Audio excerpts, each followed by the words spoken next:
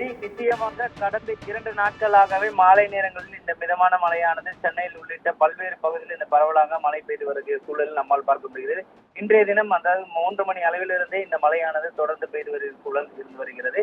இது தொடர்ச்சியாக நேற்றைய தினம் இந்த பல்வேறு பகுதிகளில் இந்த மழையானது பெய்து வந்த சூழல் காலையிலிருந்து கடும் வெயில் காணப்பட்ட நிலையில திடீரென பெய்த அந்த மழையால் பொதுமக்கள் மகிழ்ச்சி அடைந்து வருகின்றனர்.